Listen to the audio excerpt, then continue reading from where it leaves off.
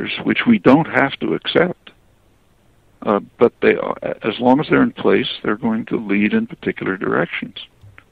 I mean, take, say, the financial system. Everyone knows or should know that the major financial institutions, the banks, the investment firms, insurance companies, they have just created a huge crisis from which they are benefiting. The perpetrators of the crisis, Goldman Sachs, J.P. Morgan Chase, Citigroup, the rest of them, they're coming out richer and more powerful than they ever were. Population isn't. Population is in bad shape. Well, these consequences are almost inevitable given the legal and institutional structures, and what we're now setting up is just what's coming out of this is setting up the next major crisis. But we don't have to passively accept it.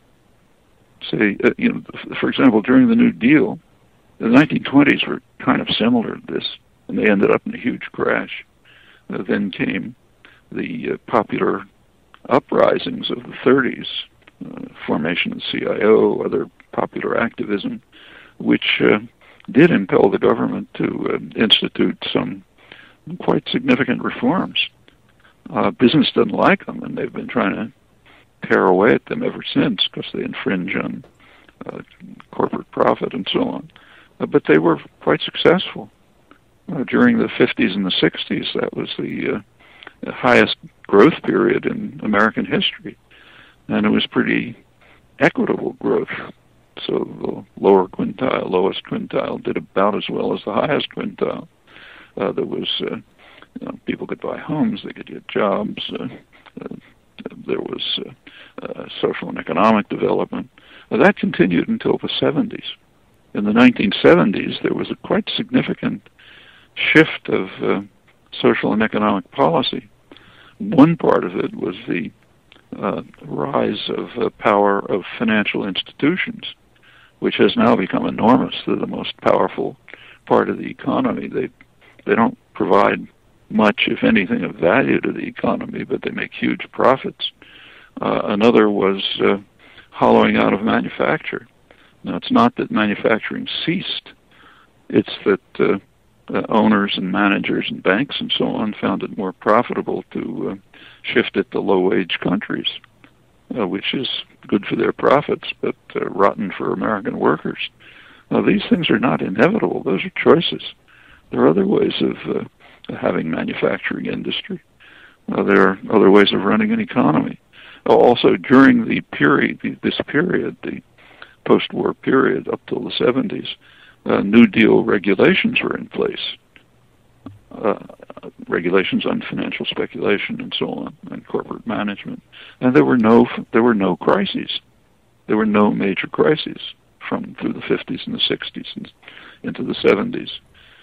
During the Reagan years, there were several huge crises. In fact, Reagan left the country with the worst financial crisis since the Depression, the savings and loan crisis, and it continued during the Clinton years, got much worse during the Bush years, as the whole regulatory apparatus collapsed.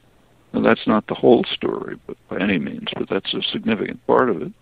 But the point is, the point I want to make is that these and other such matters are choices and decisions. They are not things that sort of flow inevitably out of history. So we can change them.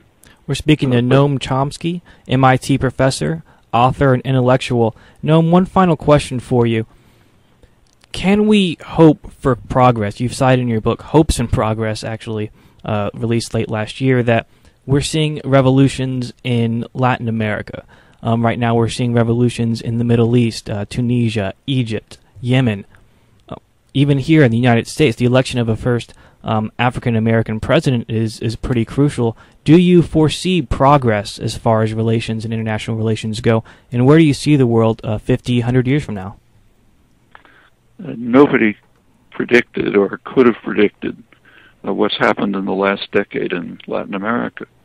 After all, that's the first time in 500 years since the early Spanish and Portuguese conquests that the Latin American, South American countries have moved towards a degree of integration, towards which is a prerequisite for independence, towards facing some of their own massive internal problems, popular democracy, and so on. And same in the Middle East. I mean, a month ago, no one predicted the uprising in Tunisia or Egypt, wherever it may be next. These things, you know, there are sores that are festering all the time. Usually they can be kept under control and nobody pays any attention.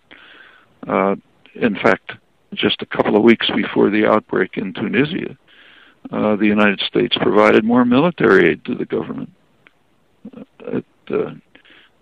Egypt all the time, of course, because it was assumed, well, it's all under control. And the same is true here. It's within our power, certainly, to carry out very significant changes, but these things do not happen by themselves. In the streets of Cairo today, where enormous courage is being demonstrated, if you just look at the Al Jazeera clips, it's almost unbelievable. But it doesn't happen by itself. People undertake to engage themselves under conditions far harsher than any that we face. We're privileged. It doesn't take that kind of thing to introduce changes here. But it's not going to happen if people are sitting, playing video games or twittering to each other or whatever. With those words, we conclude our interview. Professor Noam Chomsky, author, intellectual at Massachusetts Institute of Technology. Professor, thanks so much for calling in the program. I know you're a very busy man with a very busy schedule. Glad to be with you.